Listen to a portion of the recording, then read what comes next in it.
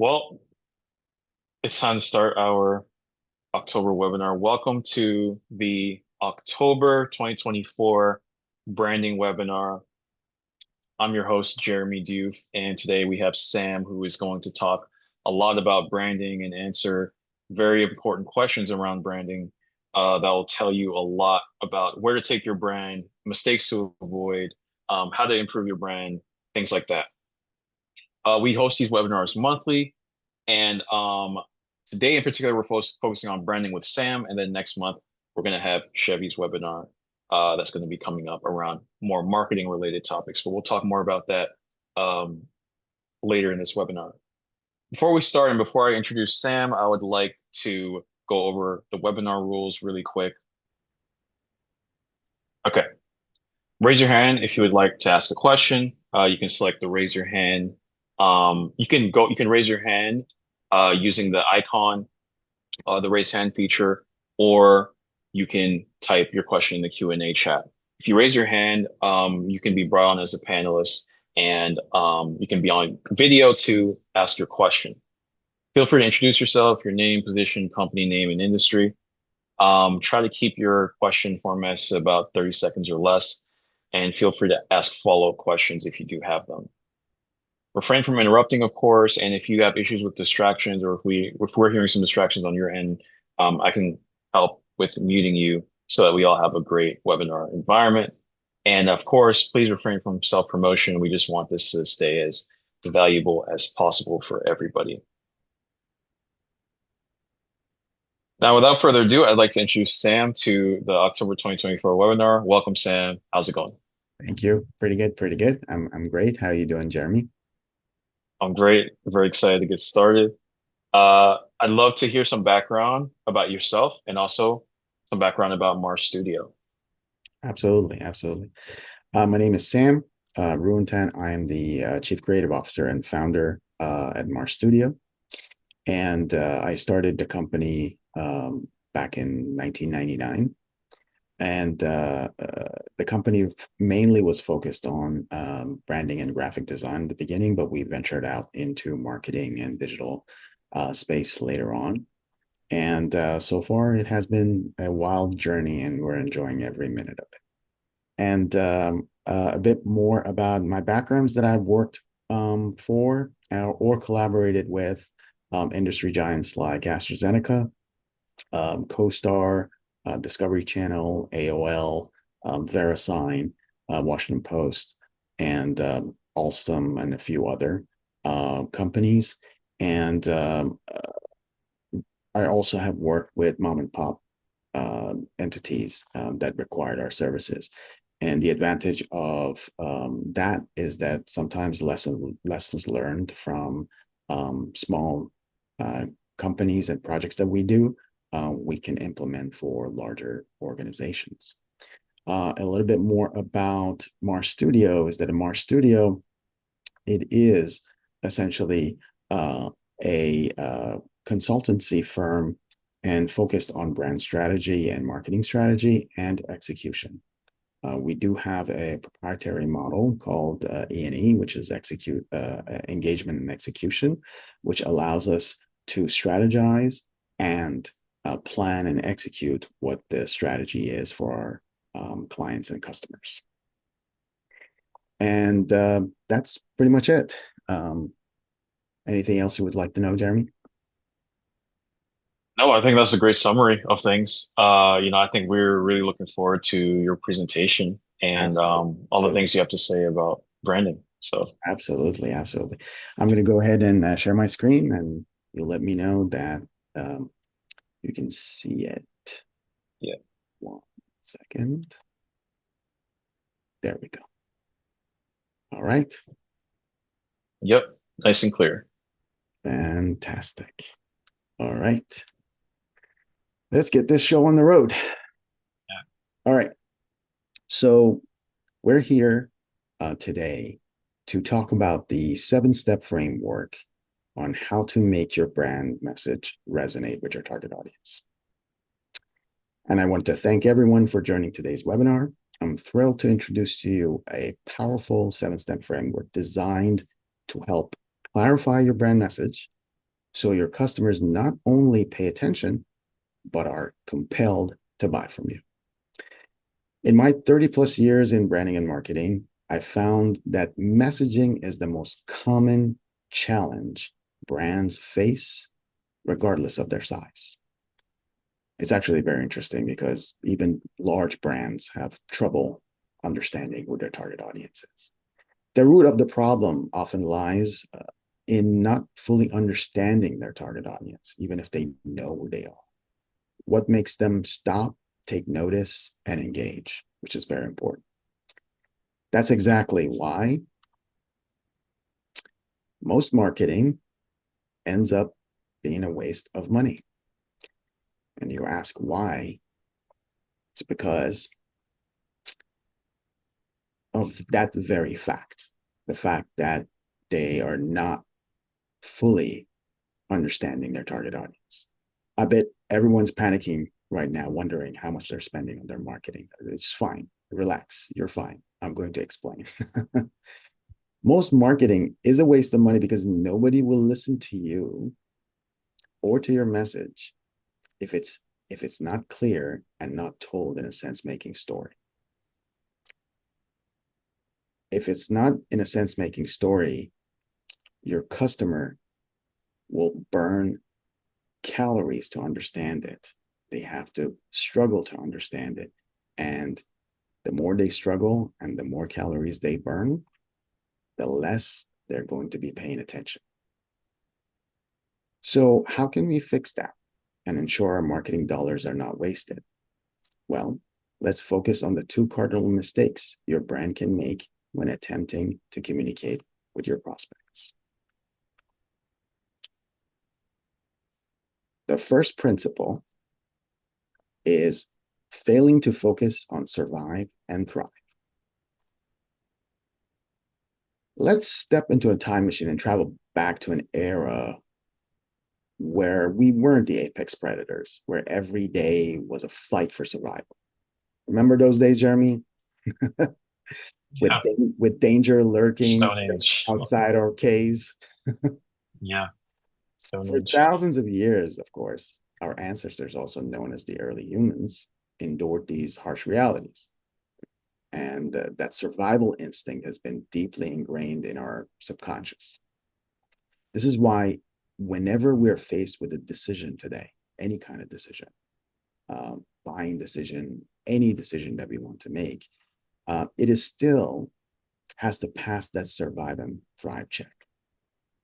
While we no longer face threats like bears and lions on a daily basis, those primal alarms still go off in the background when we're confronted with a buying decision. That's why the most memorable and resonating stories are about survival and triumph, either physical, emotional, relational, or spiritual. Now you might be wondering, what does that mean? I'm just trying to sell a software platform or something similar, you know? How does that apply here? Well, believe it or not, your software platform or the things that you're selling can have physical, emotional, relational, or even spiritual impact. If it's framed within a clear sense-making story that does not, as I said, cause your customers to burn too many calories to understand it. Imagine every time you want to talk to your customers about your products and services, they must start running on a treadmill. How long do you think they're going to last or pay attention? Have you seen anybody, pay too much attention when they're actually doing some heavy lifting? Not really. They're focused on, burning those calories. As primates, we were at a disadvantage in the survival game, in early days. We were not the fastest nor the strongest, at gathering food was dangerous task. So to survive, we made sure not to spend more calories than necessary so that we did not have to put ourselves in danger and peril by venturing into the wild again to replenish those calories that we have lost. And that has stayed with us to this day. The key is to construct your message about something that helps your customers survive and thrive, and do it in such a way that they understand it while burning the least number of calories. This is a bold statement, and I'm betting you're wondering, about this $1 million question right now. How do we do that? Well, it's easier than you think, actually. Tell a story. We just need to use the most powerful sense-making tool in our arsenal, which is telling a story. I know what everyone's thinking right now is yet another artsy branding and marketing guy trying to introduce me to a fancy storytelling Dungeons and Dragons method. But kidding aside, think about it for a minute. For as long as you can remember, the most compelling things you recall are stories that you heard as a kid, read in a book, or saw as a movie, right? I mean, we all have stories that stuck with us and we remember quotes from movies and things of that nature. And why is that? Because that's the collection of our experience and existence. And all these stories, compelling stories that have been told and passed on for generations. It is actually what binds us to our past and to our future.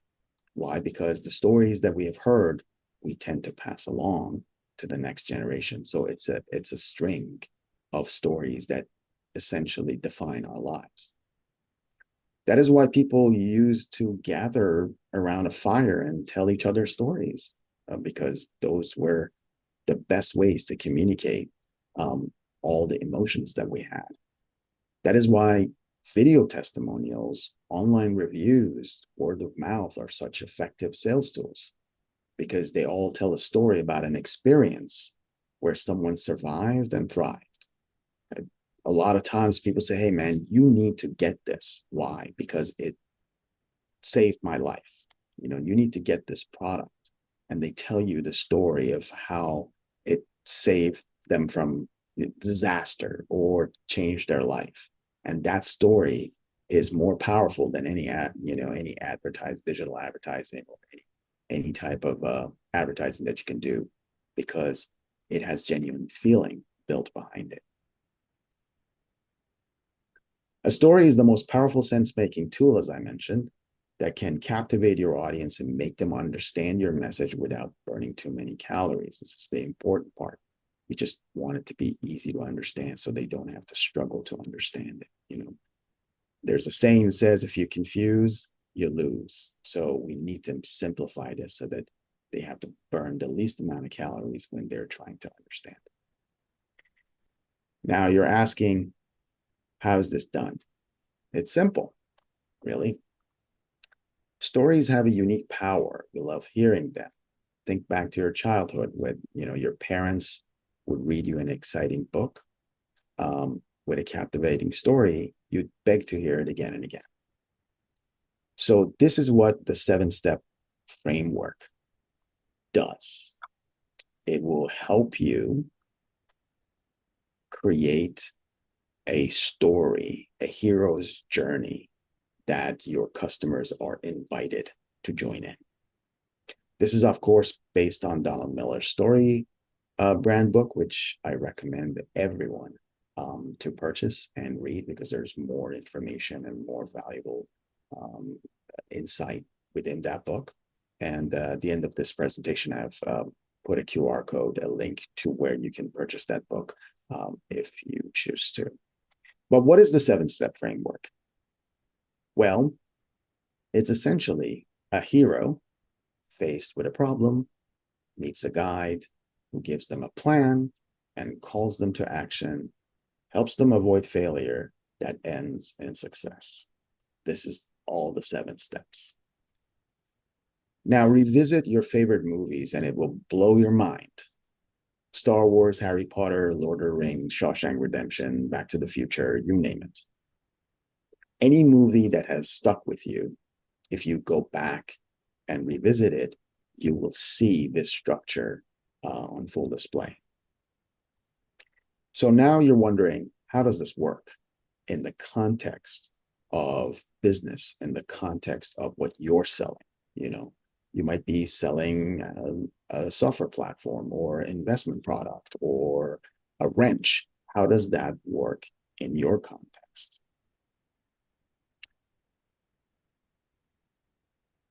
So let's focus on principle number one, which basically says that your customer is the hero, not your brand. This is very important. It's the number one. It's like the First Amendment. You need to pay attention to this. We need to identify who our customers are. If we don't know, we're in trouble. We need to figure that out. It's imperative to create our ideal avatar or persona. You'd be surprised how many businesses, as I said before, have no idea who their ideal target client is. They're just basically canvassing the entire market, blanketing the entire market, trying to see what sticks and who will pay attention. And that's not how it works. And it's a recipe for spending too much money and getting next to no results. So if there is one takeaway you have from this presentation, is this one: conduct an in-depth target audience research before you do anything else. Believe me, there are companies that charge north of $250,000 to do consumer research for you. And why do they ask for so much money to do that? It's because it's that important. Once you figure out who that is and what is important to them as a person, it will transform how you position your brand and write your content. The first thing you need to focus on, it is what is the problem that keeps them up at night. It is the number one thing, right? In order to create our ideal client avatar, we need to ask ourselves, what is their story gap? This is the first step in creating a story that our customers are invited to join in, right? Stop talking about your brand, your products, your services, your features, benefits, and put focus on your customer and their problem. Now you might be asking, I have an idea about their problem. Now what? Well, the next principle is empathize with and understand their problem. Just knowing about it is not enough. Companies tend to sell solutions to external problems. However, customers buy solutions that alleviate their internal problems. And there's a disconnect there between what the company perceives they need to advertise and what the consumer actually is looking for. That is a crucial distinction here to keep in mind. And why is that important? Because your customers face mainly three problems: external, internal, and philosophical. And in order for you to be able to successfully communicate with them, if you create a brand message that addresses all three, you will have created a brand promise that will make your customers the strongest evangelists of your brand. And why is that? It's because every good story needs to have a villain. It's not just the problems. You need to have a singular villain that personifies those problems, that causes those problems for your hero. Without a villain, your messaging will not resonate because the stakes are not defined. You definitely need to define what is the main thing that they're struggling with. If you talk about the villain in the framework of external, internal, and philosophical, as I pointed out earlier, problems, it engages your customers to hear more about the tools you have that can help them get rid of the villain and succeed, right? So this leads us to how to define the stakes and the villain. A villain needs to be the root cause of the problem. So high gas prices, for example. A villain needs to be relatable. It can't be nebulous. So high gas prices affect the household's bottom line. It's just tangible. A villain should be singular. Can't mix high gas prices with cancer. They're unrelated. Even if they're closely related, you want your villain to be singular. You want to focus on one problem. And a lot of times, a lot of companies have multiple different products and services, and that focuses on multiple different things.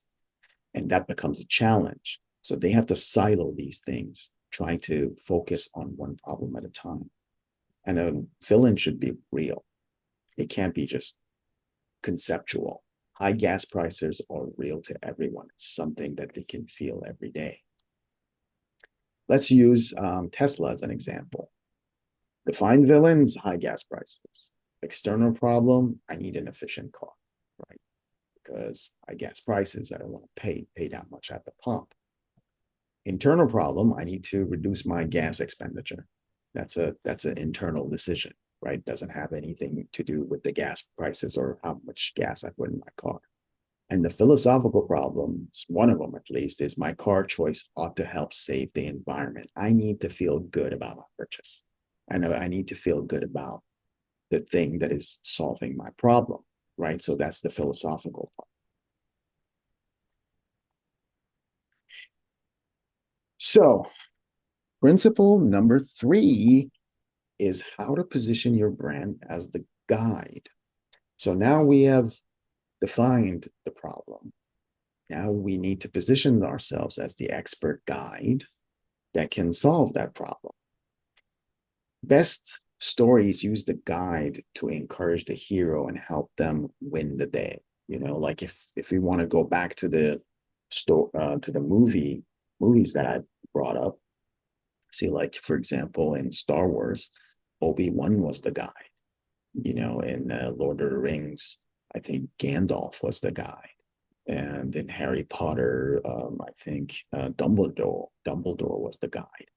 In Shawshank Redemption, the character of Morgan Freeman was the guide. So in each movie or story, you have the guide that is positioned to help you achieve success. So technically, you need to stop losing sleep over the success of your business and start losing sleep over the success of your customers. That is when your business starts growing. But a lot of people tend to lose sleep over, their own problems and their own business, as opposed to focusing all their attention on the problems of their customers. The two most important things your brand must communicate to position itself as the guide are empathy and authority. These two are super important. Why? Because in your marketing and sales material, you need to reassure your prospects that you care and understand their pain.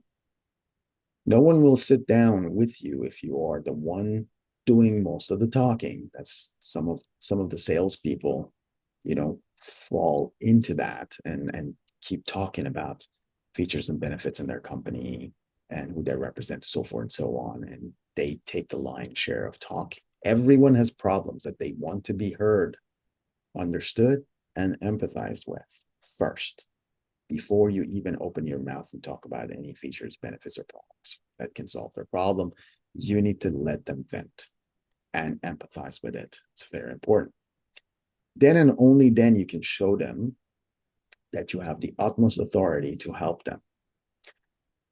But you're going to ask me, Sam, how do we do that?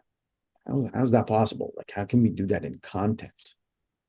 Well, I'm glad you asked, Jeremy. Are you curious about knowing that? Absolutely. 100%. Yeah.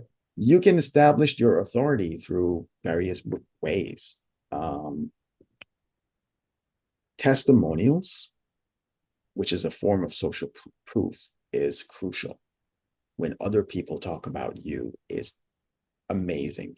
Video testimonials, Google reviews, any kind of reviews, do wonders because it establishes trust right out of the gate. The next one The second in line is statistics. Statistics are facts to support your position and authority on the matter, and they do wonders. How many people you have helped, how many products you have sold, how many lives you have saved. Okay, how many people have used your product to solve their problems. It's that important. The third one is awards, which basically recognitions for your past performance. So if people are talking about you, if you have stats to support it, if you also have awards to show that your products and services are groundbreaking and you are being recognized for it, that's even that's the trifecta. But you shouldn't stop there, because at the end of the day, other brand associations also help out. That's why we put logos of other companies that we work with. That's why I name dropped at the beginning of this session that I work for companies, like Alstom and CoStar and AOL and Discovery Channel. Why? Because name associations establish credibility right off the bat. Basically, the other company logos, which are indicators of your reputation's trust factor, and it's very important. So these are the 4 ways you can establish authority after you have empathized with your target audience. I'm pretty sure a whole bunch of you are high-fiving yourselves because you're already using some of, if not all of, these on your website and other marketing collateral. But wait, that's not good enough. We're not done yet. Okay. The next principle, obviously, is your customers trust a guide with a plan. It doesn't matter how much authority you have established. If you don't have a plan, okay, you're going to have a hard time closing the sale. You're going to look really good, but if you don't have a plan, no one's going to follow you. Your plan is the bridge the hero must cross to achieve success. That's very important. It's your plan is essentially what they're going to absorb and digest in order for them to understand how you're going to take them to the promised land. If you don't outline a clear plan for your customers to see how you will achieve the success they're looking for, they will tune out quickly. They will tune you out. So what should you include in this amazing success plan, you're asking me? Oops, I apologize. There. So your plan needs to create clarity in one of 2 ways. It can be either a process plan or an agreement plan. A process plan basically clarify how your customers can do business with you. Provide a step-by-step, direction or guidance on how to purchase your products and services, or a step-by-step guide of what would happen after someone purchases your products and services. And this is very important because you have no idea how many businesses I've dealt with that they close the client, but they lose them in the process because they don't have a process plan in place for after the purchase and how the handoff will happen, how the services will happen. The companies that have systemized that, benefit when they have that process plan in place. The agreement plan is more on the sales side, but it also helps is that it removes the sense of risk by doing business with you. Is that you list all the objections at the beginning yourself, and then you counter all that list with agreements that alleviate their concerns. Sometimes people say, hey, the guarantees they give, like if we don't do this, you get your money back. That's an agreement plan.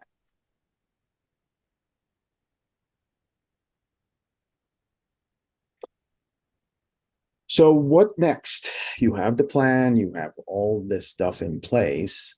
What you have to do, you have to challenge them to take action because, bodies at rest tend to stay that way. It's pure physics. and your customers are pretty much the same. They need to be challenged by outside forces, in this case, by you or your brand, to take action, to do the purchase, right? This is where amazing taglines and slogans are made. For instance, I'm pretty sure everyone knows this one. Um, just do it. It's been years, but still relevant as ever. Um, Gatorade, is it in you? Um, it's a call to action. Be a hero, GoPro. Um, Basically, positions you literally as the hero of the story of what you want to achieve with their product. And as you can see, none of these guys or these companies talk about products at all. They're talking about a feeling. They want you to have a feeling when you are experiencing their products. Liquid Death essentially turned the water market on its head. And you can see that their tagline, "Murder Your Thirst," it's a tongue-in-cheek approach to selling water, which no water company has done. Everybody's talking about freshness and you know clarity and so forth and so on. No one actually took it this far, but again, pioneers. And who could forget the Apple's campaign back in the day? Think different. But all of this is great, um, but you still need to ask, right? Tagline set the stage, but what you need to do, the most important thing, is to ask again and again and again. You might think our job's done here, right? We just went through all this, we ask and just going to go by, right? Nope, we still got work to do. You know, if we have one of these ways to ask, whether it be direct or transitional, we still need, okay, to help them see the cost of failure. If you don't do that, you can ask till the cows come home, but they're still not going to, they're still going to be on the fence. Why? Because, as I said, you need to be alarmist to a certain extent for them to know what the cost of failure is, right? A great story lives and dies by the question, will the hero succeed or will they fail? You know, any story, you always want to see what happens to the hero. And if they fail, you walk out of this, movie theater with your head, down, and you're bummed out. But if they succeed, come out with euphoria. The only motivating factors for your customers are avoiding something bad or experiencing something good, as I said. Our desire to avoid pain motivates us to find solutions to our problems. Remember our survive and thrive instincts that I mentioned earlier? They come to play here. Emphasizing loss is more than just good storytelling, it's actually good behavioral economics. People are most dissatisfied with losing $100 than they are satisfied by gaining $100. So being moderately alarmist in your brand message is very effective in motivating action from your customers when you actually ask them to take action. I'm not saying to be all doom and gloom, of course, in your brand messaging, but you need to outline the cost of inaction to make sure your customers know how the villain is going to affect their lives, because we established the villain. So they need to know what kind of a havoc it's going to wreak on their lives if they don't take action to get rid of it.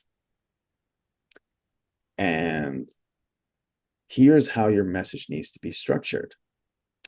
Let them know they are vulnerable to a threat. They need to know what the cost of inaction is. Encourage them to take action to reduce their vulnerability, right? Give them a specific call to action that protects them from risk, and then challenge them to take this specific action. And finally, you need to show them what it would look like at the end, what success will look like at the end, because they need to see it. They need to feel it. That's where you want to take them. It's the end of the bridge, as we talked about, right? So never assume your customers will understand how your brand can help them. And that's the number one mistake that a lot of companies make. It's like, well, it's obvious how beneficial this is going to be to you and to your business or to your life, but they're not going to connect the dots. You need to connect the dots for them. You need to tell them. Okay, you need to outline it for them. You need to make it crystal clear what life's going to look like when your customer uses your product service and how it will help them get the success they're looking for. Okay. And that would be the end of your story. And it will complete the 7-step framework. So here are the 3 ways you should end your story.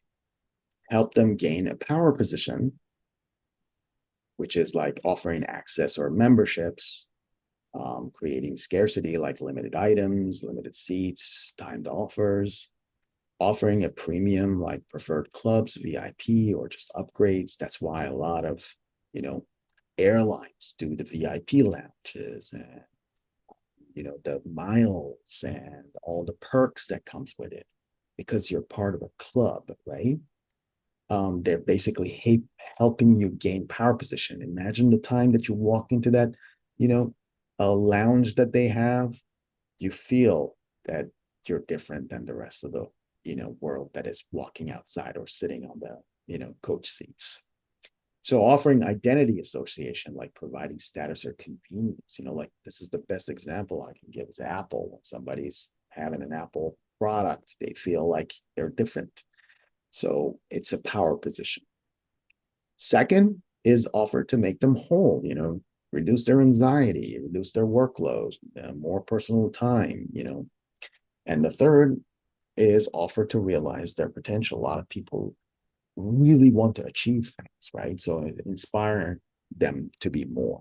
That's why Nike focuses on achievements as opposed to their products. Just do it. They want to essentially inspire you to do more, right? Offering them self-acceptance or offering them transcendence. These are very important because these are going to end up in your messaging at the end of your story, because this is the success that they're going to be looking for. Okay. So to recap, your customers want solutions to their external, internal, and philosophical problems that they can achieve through status, self-realization, self-acceptance, and transcendence. And to recap what the steps to that would look like, here they are. We introduced the 7-step framework to make your brand message resonate deeply with your target audience. The key takeaway here is that most marketing fails because messages aren't clear, does not address survival and triumph needs, is structured in a way that doesn't make sense to your customers and causes them to burn too many calories to understand it. To avoid that from happening and transform your brand messaging to resonate with your target audience, we must apply this 7 steps. Your customer is the hero. Remember that. Your brand is not. Don't talk about how awesome you are. As awesome as you can be. Talk about how you can help your customers overcome their challenges and succeed. Their problems is what you need to be talking about. Empathize with their problems. Address their external, internal, and philosophical problems. Remember, we mentioned that. Show them that you understand the challenges they are facing better than any brand out there. They need to trust that you understand it after you have empathized. And the third is position your brand as the guide. It's important. Build trust through empathy and authority, as we pointed it out. So show them you understand their pain and have the expertise to overcome it. Provide a plan. Without a plan, they're not going to trust you because you need to show them how you're going to get them to the promised land. Outline a clear, simple plan that shows the customer how they will succeed by working with you or buying your product. Call them to action. Obvious. Don't just present the solution and leave it up to them. Challenge them to take action with clear, direct calls to engage. It's like trying to ask someone to marry you. If you never ask, they're going to be sitting there waiting for you to ask. So definitely, you know, if you're past the dating phase, you want them to marry you, you need to ask them. Highlight the cost of failure. Make sure they understand the risks of inaction, motivating them to avoid failure. And finally, show them what success looks like. Paint a vivid picture of the benefits and success they'll achieve by trusting your brand and using your product or service, which is very important. You need to show them what life would look like if they got married to you, right? You need to show them that how things are going to be amazing. If you structure your message around these steps, you'll create powerful stories that your customers can connect with, leading to increased engagement and obviously conversions. That's what everyone's looking for. I know what you're thinking. How can this apply to my brand, service, or product? And that is a valid question. It's a valid question because you're thinking, like, how can I use this framework to transform my content? I've applied this framework to create potent one paragraph blurb or generate a long sales landing page. You just need to think in that order when structuring your content. Experienced copywriters can easily craft content that follows the structure, for you, regardless of how long or short it is. And if you want to do it yourself, what you have to do, you just need to follow these steps and make sure that the structure and the verbiage that you use has the words to support each stage of the 7-step framework. And that's it for our presentation. As I promised, on the right side of the screen, well, my right, might be your left, is the Building a Story Brand book by Donald Miller. It's a QR code to the book that you can purchase on Amazon. And on the left-hand side, I have included a ebook, which will allow you to use the tools within it to gauge the health of your current brand. And it will give you tools and insight of how your brand is doing in the marketplace and whether you need to take action to do anything to it. And I spent some time trying to make sure to put about 10 strategies in there that would allow you to measure the brand health, your brand's health, in order to take action and make it better. And finally, if you wanted to have a free discovery call with me, here's my contact information on the screen. And I would look forward to speaking with you and forging a path to help you achieve your goals, both on the branding and marketing side. So please send me an email or call me, and we can schedule something for us to have a complimentary chat and figure out how we can potentially solve your branding or marketing challenges. And I hand it over to you, Jeremy. Appreciate it. That was a great presentation, Sam. Just the insights are very powerful. The insights around human nature and the insights about how to position your brand. The specific examples you gave were really eye-opening. So really appreciated all of that. I'm sure a lot of people gain value from it as well. Thank you. Yeah. Well, everyone in this webinar does have access to also an exclusive business strategy session with Mars Studio. You can scan this QR code in order to get that, and it's a really great opportunity to have Mars Studio look at how you're positioning your brand in the marketplace, look at how you're positioning your marketing in the marketplace, and to help you find where those gaps are. Marsuit does an amazing job of having frameworks behind what they do, not just saying, things very they essentially put it very practically by using frameworks. It's not just theory. There's some frameworks behind it. So you can scan that QR code to claim that session. Now it's time for us to transition over to questions. We have some pre-submitted questions for Sam related to branding. These questions are very interesting. Um, so let's get into them. Let's go. Excited about it. Yeah. All right. Let me go ahead and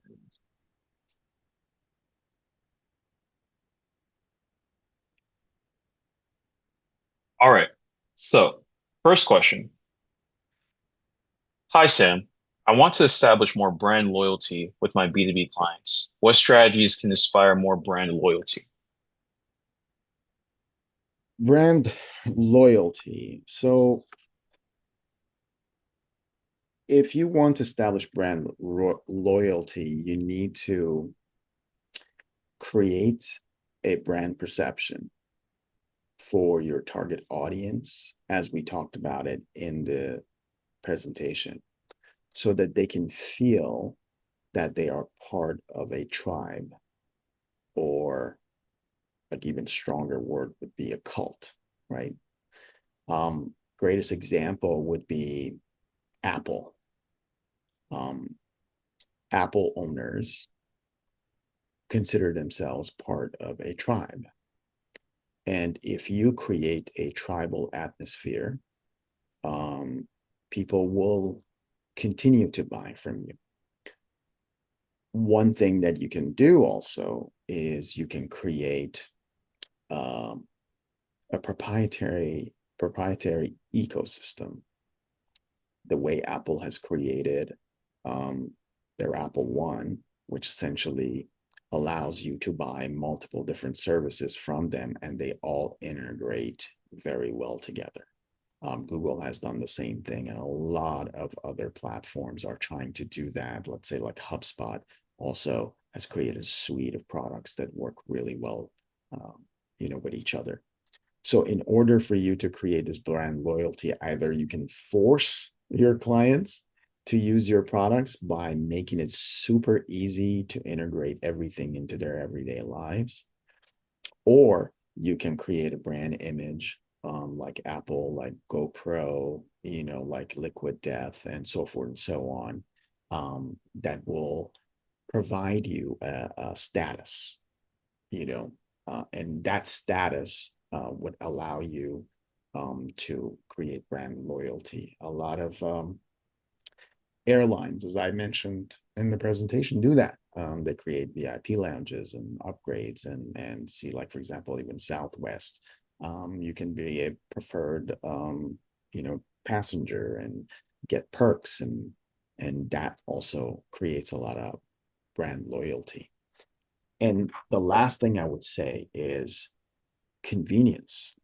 If you make it super easy for people to use your products and use it a lot of places, and they have good perks like American Express, then you establish brand loyalty. Why? Because of the convenience of its use. So taking hurdles from people, um, you know, using your products and services is also a good way of establishing brand loyalty. Do you, from your experience, have you found brand loyalty to be a little bit more difficult in the B2B space compared to B2C, or are they just really closely related that it doesn't really matter? No, the principles are the same. Uh, Hmm. B2B has tools available to them. B2C has tools available to them. Um, Hmm. the the B2C market, let's say, for example, in case of let's say grocery store, right? Yeah. Um, you're a grocery store and you're a B2C, but you will notice that there are people that only shop at Whole Foods. There are people that only shop at Safeway, right? Yeah. Um, like they might go between Whole Food and Safeway here and there, but it might only be a question of distance and convenience, right? But people who usually shop at Whole Foods will travel distance to shop at Whole Foods, Yeah, definitely. right? Yeah. Why do they do that? It's because of exclusivity. Yeah. So Whole Foods has created exclusive products, and exclusive quality, and an exclusive delivery system that a lot of people find very convenient, and and then they have perks, right? Because Whole Foods belongs to Amazon. So if you have an Amazon Prime, you can also tap into the perks that comes with having an Amazon Prime membership. Mhm. So the idea here is it goes back to the same thing. You Yeah. convenience and a tribe mentality would allow you to build loyalty regardless of whether you're in the B2C or a B2B business. Yeah. That actually reminds me of a quote I read in an article once on marketing. It was um like throwing out the whole B2B, B2C conversation, and just saying H to H, which is human to human. And I think Absolutely. that's something you touched on a lot in your presentation. Just forget the titles, forget all this other stuff. You're talking to a human being. So Yeah, we very well we said. actually, that is a great observation, Jeremy. And the reason for that is that a lot of times I have seen a lot of copy. If we're Mhm. talking about, we just talked about content, right? How Yeah, to how to write content that will resonate. I have seen a lot of companies make the mistake of talking past people. mhm. Like Completely. I work for, I don't know, a company, right? Jack and Joe's carpet service or whatever, and somebody wants Yeah. to sell me insurance. They keep talking about the Jack and Joe's carpet service and not talking to Sam, right? And I'm Mhm. thinking, who are you talking to? Why you keep just saying your company, you're this, you're that, not basically just saying you. Yeah. The other thing also is that, let's say I work for a software company, or I work for I don't know, like an insurance company, and a software company wants to sell something to me, or vice versa, right? Mhm. A lot of times we tend to try to sell to that person a solution that will make the life of the company easier, Mm, not selling a solution to make the life of the person that is easier. a buying decision easier. Yeah. Huge That's a difference. crucial mistake, because that person is just a number to that company. He can get fired tomorrow. Yeah. So he makes decisions based on how easy your product is going to make his life, not how easy is it going to make the life of his CEO, right? Mm, mhm. So we need to really, really be honed in on minutia and detail of how we're talking to people. Because when I'm talking about understanding your target audience's problem, I'm not talking about the company's problem. Exactly. I'm talking about the person that is purchasing for the company. That person might be single, Yeah. right? So their problems as a single person is different than the problems as a married person, right? Mhm. A married person might have less time for themselves. So imagine if you crafted your narrative as, hey, this product of ours will give you more me time with you. Mhm. Mhm. That will resonate with me. That's why you need to understand, like, for example, if you want to sell to a company, you need to understand what the makeup of that company is. Is Yeah. everybody above 40, or is everybody between the ages of, 30 and 25? Because priorities are different. You have to Yeah. change your language so that you know who you're talking to. Very well said. Very well said. Our next pre-submitted question here asks, when should a brand consider rebranding? Oh, that's a great question. Mhm. Okay, I just made a video about rebranding. It's not out yet, but it will be out soon. There's only two reasons, at least this is my opinion. There are only two reasons for rebranding. Reason number one, your company is growing. And when you are growing, you are venturing into a completely new target audience. You're trying to tap into a completely new market. So you're growing. When you are Yeah. growing, rebranding might come into play because the market you're going to go into might be completely different. The new target audience might be completely different. Like, for example, if you all of a sudden you were bellwether company, and now all of a sudden you want to venture out and grow your customer base to be um, Gen Zs or millennials. Yeah. So your bellwether brand might not resonate with them. So because of that growth initiative, you might want to rebrand in order to be able to position yourself for those new target audiences to essentially take you seriously or take you Mhm. as an option for them. And also, a lot of companies need to rebrand every decade or so because um, their target audience changes. New babies are born and then they grow up to be their own people and they're not their parents. So, if you Mhm. want to continue to grow, you need to essentially reshape your company's image in order to resonate with the new generation of the target audience you're going after. That's Mhm. one. The number one reason is growth, that a lot of companies go through these rebranding initiatives. The number two reason is to prevent decline. Yep. A lot of companies have trouble, like I keep harping on this, like Wachovia was I first, remember them. yeah, Wachovia used to be First Union Bank, right? And then First Union Mm. had customer service problems. Then they bought Wachovia, and then because Wachovia had a good reputation, then they messed that up, and then they went and bought Wells Fargo, and then they messed that one up either. And I think they're due for another rebrand because they messed up three companies in a row. Times the charm, fourth time's the charm. Maybe fourth time, I don't know, but but or um, you know, that's the preventing a decline is actually it's a powerful kind of motivator for a rebranding Yeah. because you want to change the dial, you want to change the perception. Mhm.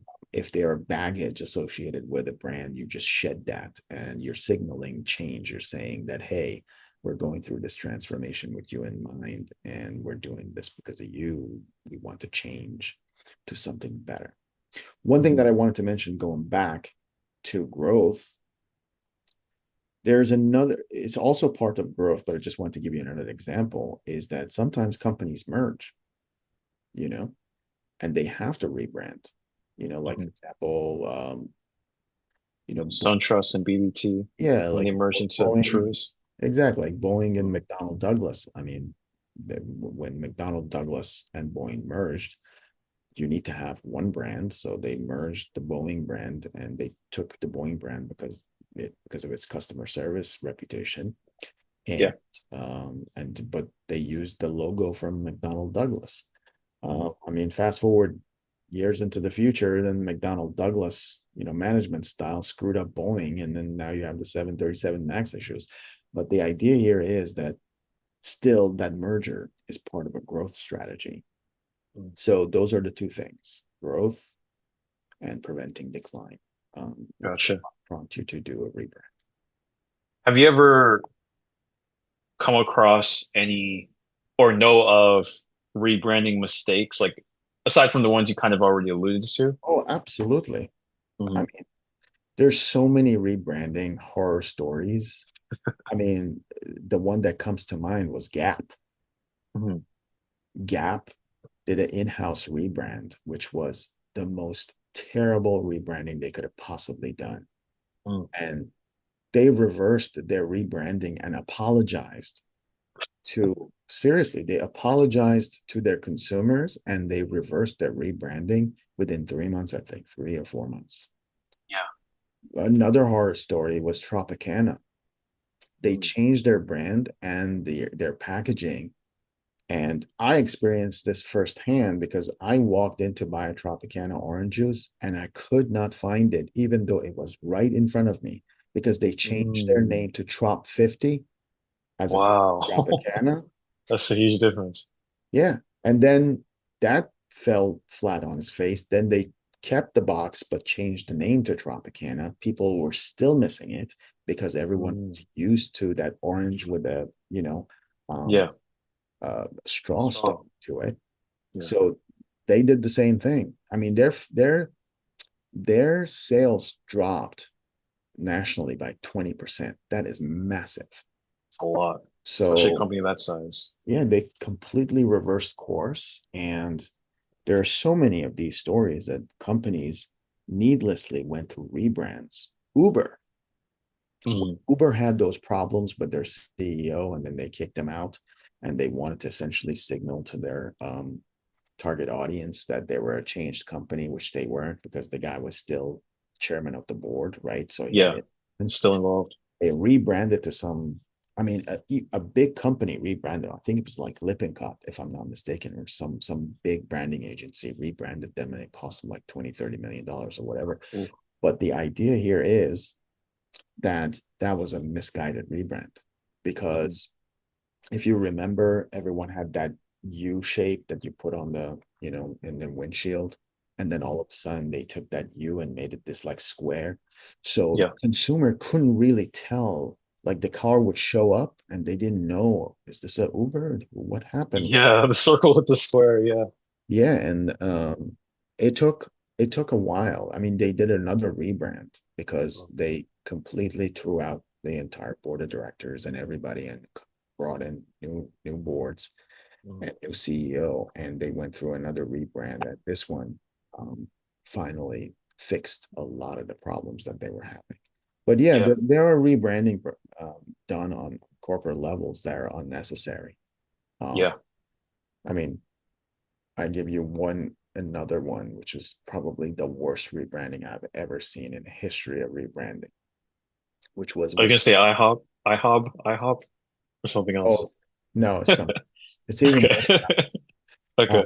It's when Comcast Mhm. bought NBC Universal, and then they changed their name to Comcast NBC Universal, and they put the NBC logo, the peacock, on top of it. Oh no. And then there was confusion about, what is this company named? Is it still NBC, or is it Universal, or is it Comcast? Then they started using Comcast with the NBC logo. And then for the NBC channels, they were just using the NBC Universal with that logo. So it was a Mm. mess all Wow. over. And I think after a while, they kind of changed all of that back. There was like, you know what, even though the parent company is still Comcast NBC Universal, which is a outrageous name, by the way. Yeah, that's You have these it many is. people, they couldn't It agree is. on one name. Okay. And that basically tells you what's the importance of brand equity. You drop the Universal name, or you drop the NBC name, or you Yeah. drop the Comcast name. I mean, Comcast name is, they should have dropped that anyway because they had customer service issues. So they Yeah. should probably gone with, but the ego of Comcast coming in and buying these companies wouldn't allow them to drop the Comcast name. And that's one of Yeah. the reasons that they spun off their high speed services to Xfinity, as Xfinity, Mm. because Comcast had such bad reputation. And that would Interesting. have been a rebrand that basically they just created another division in order to overshadow the Mhm. Comcast bad reputation that they were dealing. But anyway, I mean, there's just so many to That name. leads me that leads me to one question. How important is it to basically foreshadow this brand change? Because sometimes brands, the change is so big that if it's too abrupt, or there's not at least some sort of build up to it, people get confused and they get lost of it. I've seen some rebrands that were successful for many reasons, but like one thing that stood out is the fact that they were talking about this rebrand months beforehand, if not years beforehand. Mhm. So is that a critical step here, whether it's a enterprise level or smaller business, just like at least telling your customers, hey, we're gonna look different, or this is coming up and such. Yeah. Yeah. So if you want to do a rebrand, my recommendation is to get your customers involved in the rebranding process. Mm. because if you get them involved, they will, and you get their feedback through this transformation, they feel a sense of ownership that they contributed. Connection. Yeah. It comes because if there have been loyal customers and all of a sudden you go ahead and it's like your wife has long blonde hair and one day she comes home with short black hair. You're like, Whoa. hey, we Who's didn't this? talk, we didn't talk about this. But if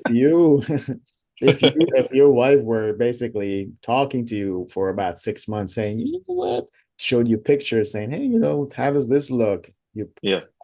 prep the husband that you're going to go cut this short, even though you plan to do it, Yeah. have the buy-in, and when it happens, it's not such a shock. Yeah. So shock rebrandings like the one Gap did, Mm, it's just a no-no yeah. because you don't know what kind of a reaction you're going to get, and that might be very costly, as it was for Gap. That's one of the Yeah. that I mean, they nipped that in the butt right then and there, and then back. Yeah. Yeah. Gotcha. Sounds Okay. good. So we have other pre-submitted questions. Um, let's see. Hey Sam, my name is Caitlin. I'm a business owner in Utah. What are your approaches for building a strong digital community? I want to be an authority in my space. I offer CFO services to construction and roofing companies. Caitlin, you said? Yep.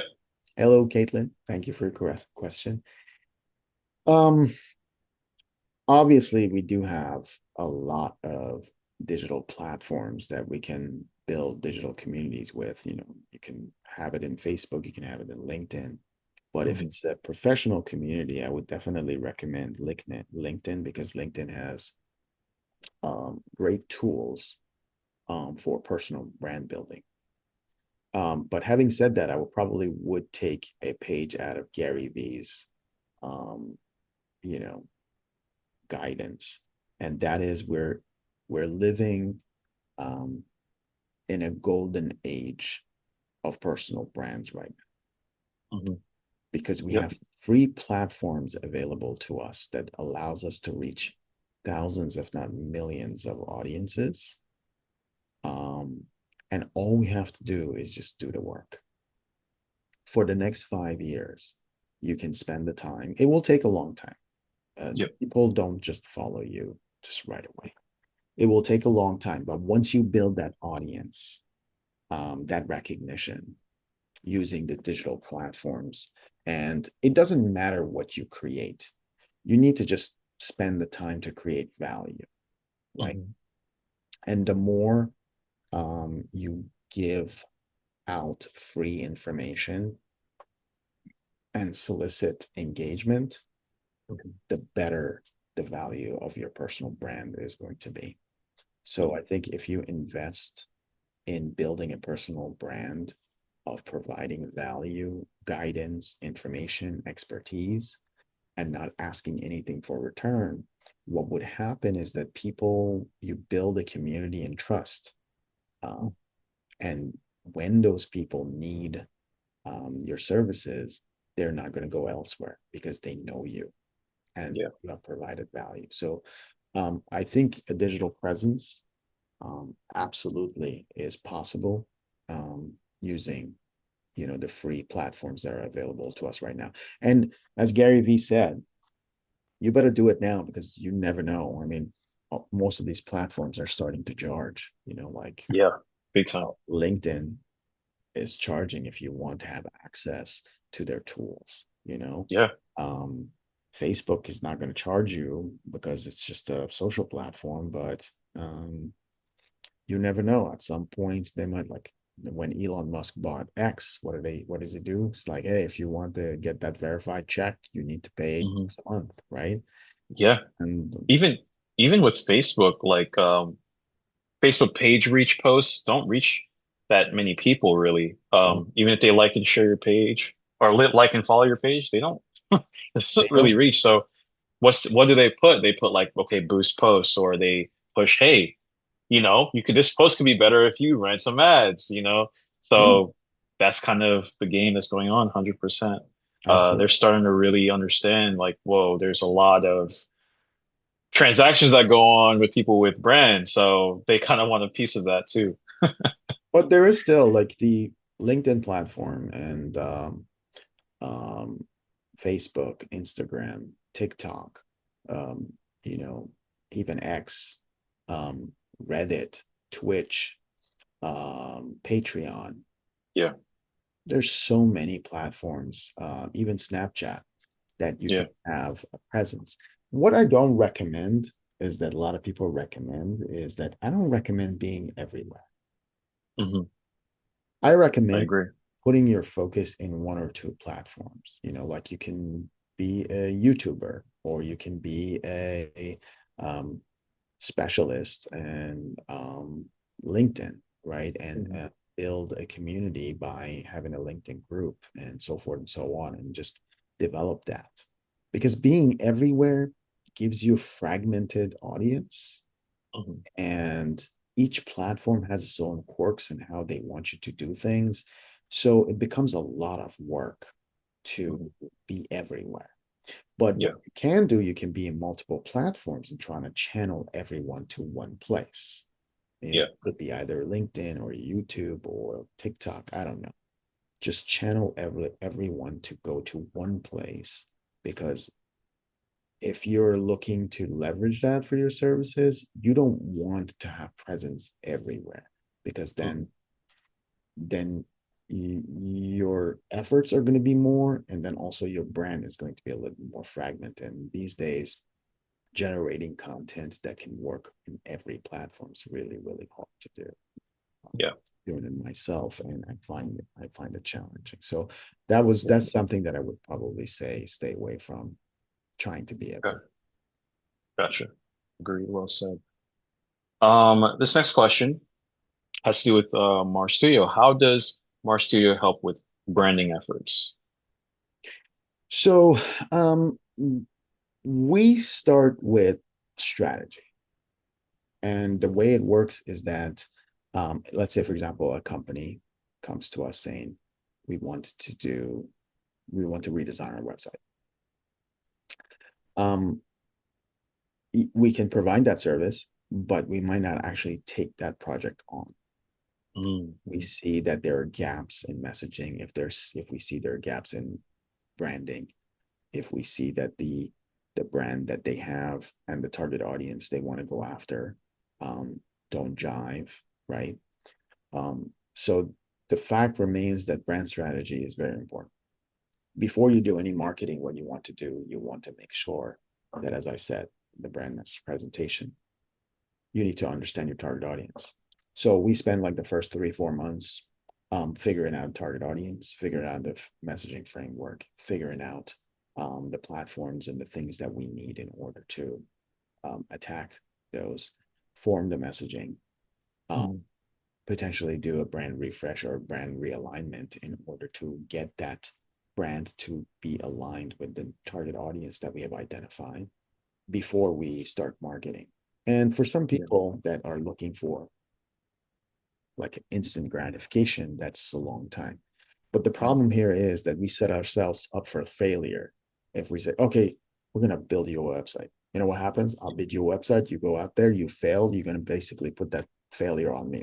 You built me the website that it didn't work. No, the fact remains that every time we approach a project from a brand strategy perspective, the end results are always better. Mm-hmm. Always. Mm-hmm. When you do things methodically and you think about them, yes, it takes longer, but when you develop that brand because you had intent at the beginning and you understood your target audience, then when you get to a point that everything aligns, then all you have to do, you just need to do little tweaks here and there in order to make it better. Yeah. You don't have to just overhaul everything. And that's what happens. A lot of people go and just hire this marketing company with no brand strategy acumen, Mm-hmm. and then they redesign their websites and redesign everything, go to the market and fails, right? Mm-hmm. And then they redesign everything again. It's like, this is a never ending cycle, Yeah, because if you do it right, then you don't have to redesign anything. All you have to do, just I have built brands, Jeremy, for over 10 years now. 10, maybe 15 years. Still the same brand. Still works. Because at the beginning, we asked the right question. Hey, exactly. who are you going to go after? Why? Why are you going to go after? Why are you doing what you're doing anyway? Right? What's the problem we're trying to solve? If there are no immediate answers to those questions, then brand strategy is missing, Yeah, right? big time. So that's the number one thing that I say that Mars Studio does that probably different than anybody else, is that we start from um, a strategy perspective to understand what we're trying to do, and it takes a long time, Yeah, because it's understanding things, specifically when a company comes. Yes, you might be a subject matter expert at, let's say, hospitality, but everything is pretty much the same. Brand strategy, the process is the same. You just need to do it for a different industry. So there is a learning curve. That's one of the reasons that I said earlier that some branding companies charged upwards of $250,000 for market research, yeah. because they spend months and months and months collecting data, building avatars, testing marketplaces, looking at competitors, figuring out what the competitors do, what are their messages, what are they selling. And it takes time to sift through that much data. And then once you do that, now you're saying, okay, how we can make you different. You know how many insurance companies there are, right? Too many. Tons, right? How can you make another insurance company different? That's why Geico's of the world, State Farms of the world, Progressives and Farmers of the world are successful, because what do? They were like, we need to set ourselves apart by Mhm. being outrageous in some form or fashion. Exactly. Because all of them are selling the same product. There's no difference. Mhm. There's no difference, right? Mhm. But but each one of them sat down and figured out who their target audience is, and it was like, you know what, we're just going to go after this market segment, and this is how we're going to do it. And the bigger your company becomes, the more challenging it becomes, because now you have to diversify your target market, and Target market. you're going to have a Geico issue, which Mhm. one message cannot resonate with everyone. So you got the gecko, you got the you got the caveman, you got Mhm. the all these other ads, Mascots. mascots and ads that they run, Yeah. because they have done market research and testing to see what resonates with who. Yeah. 100%. And also, I would, based on what you like said about, your experience in helping, um, helping clients go back to the drawing board, you're essentially actually making them also better decision makers, like just on a business front, because they're no longer associating, okay, the website is our savior here. We just have to change the website, or we have to change our logo. Like that's what's gonna make a difference. You're saying, who are you targeting? How are you speaking to them? And going more to the basics. So when it comes a time where, like when they're on their own at some point, they know what to attack, instead of what a lot of agencies do is just like, oh, you want a website? Okay. Oh, you want this? Okay, sure, we can do that. Um, The one thing, it's like surgery versus a band-aid. absolutely, the one thing that I wanted to mention, basically in the coattails of what you're saying, is there are a lot of performance marketing companies out there. And what does that mean? It basically means that they run campaigns, they pour money into them, run campaigns, measure the performance. If it does well, they tweak, measure, tweak, measure, and then they just basically use that formula and then go forward, Yep. right? But the problem is that performance marketing only works for a period of time, Yep. because search, people, interests, technology change. So performance marketing is it's a very temporary fix. Mhm. That is why someone like Gary Vee says build a brand. Nike does not have to advertise. Yeah.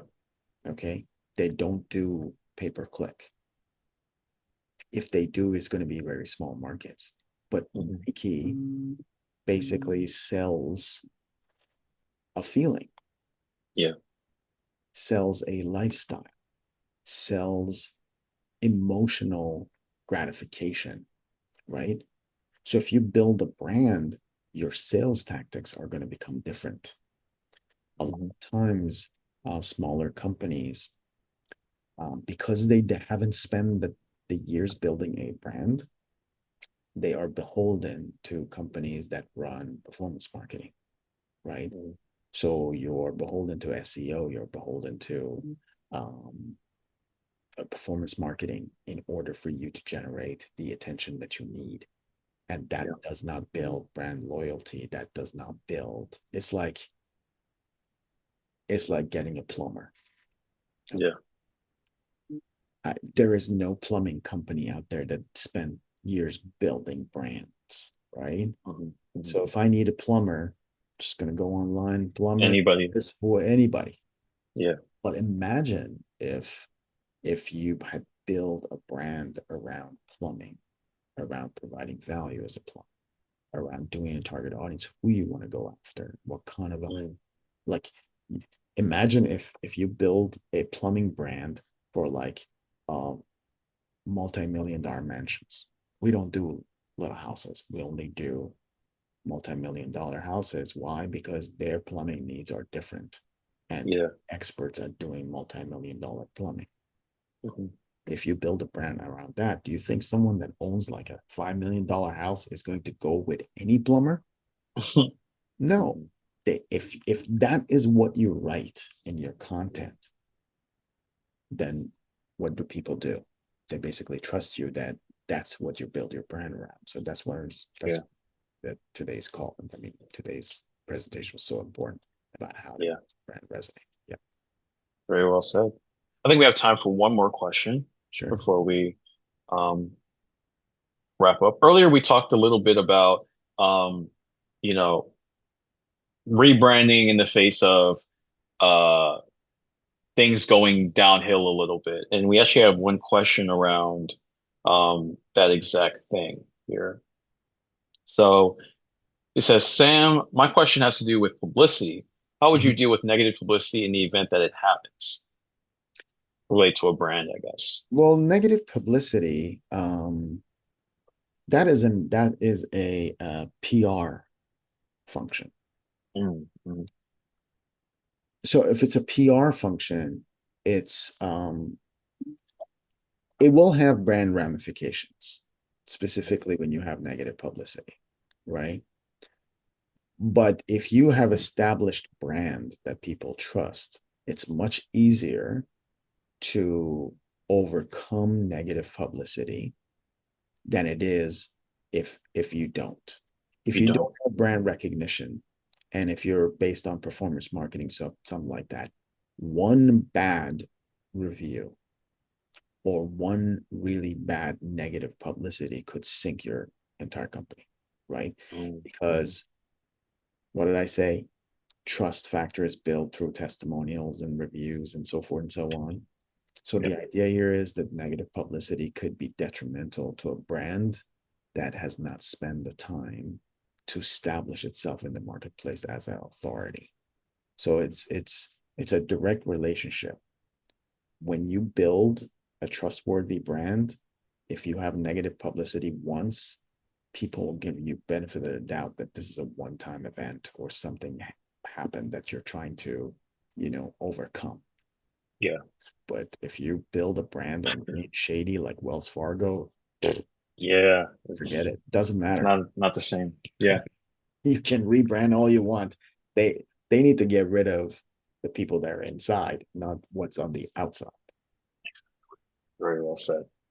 Well, great answers to great questions, and Thank of course, great presentation. Um, I learned a lot. I'm sure others have definitely learned a lot. Uh, Sam will return on in March for his webinar. It's March 13th, where he'll talk further about branding. You got to be there. You can't miss it. And also his partner Chevy will have his webinar next month, November 14th at 10 a.m. And his talking points is more related to marketing. Branding and marketing, not the same thing. If you're still confused by that, just join that webinar and he'll definitely be able to tell you the difference. And of course, Sam has shared great insights on branding that helps you differentiate better. So Sam's webinar, March 13th, 8 p.m. Chevy's November 14th at 10 a.m. And of course, webinar exclusive. Uh, you can scan this QR code to schedule a free one-to-one business growth strategy session with Mars Studio. If you need that branding overhaul, that marketing overhaul, you're finding that you're running into the same um, plateaus, they'll be glad to have a conversation with you. Absolutely. Yep. Great webinar for October. Hope everyone really enjoyed it. Sam, thank you again. Thank you And so much. we're going to wrap up. All right. Have a good night, everybody.